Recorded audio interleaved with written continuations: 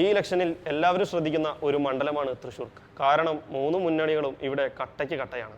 നോക്കാം തൃശ്ശൂർ മണ്ഡലത്തിലെ കഴിഞ്ഞ 3 തിരഞ്ഞെടുപ്പിലെ കണക്കുകൾ. 2011 16,169 ഭൂരിപക്ഷത്തോടെ 59,991 വോട്ടാണ് UDF നേടിയത്. LDF 43,822 BJP 6,692. 2016 വന്നപ്പോൾ 6,991 ലീഡോടെ 53,664 വോട്ട് നേടി LDF വന്നു. UDF 46,477 BJP 24,478. 2021 വന്നപ്പോൾ വെറും 945 ഭൂരിപക്ഷത്തോടെ 44,243 വോട്ട് LDF നേടി.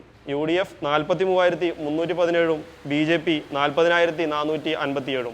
അന്നവിടെ BJPക്ക് വേണ്ടി മത്സരിച്ചത് സുരേഷ് ഗോപിയാണ്. അതുകൊണ്ട് തന്നെ ഒരുപാട് വോട്ട് ഉയർത്താൻ BJPക്ക് അവിടെ കഴിഞ്ഞിരുന്നു. ഇക്കുറി അവിടെ BJPക്ക് വേണ്ടി മത്സരിക്കുന്നത് കോൺഗ്രസിൽ നിന്ന് പോയ പത്മജ വേണുഗോപാലാണ്.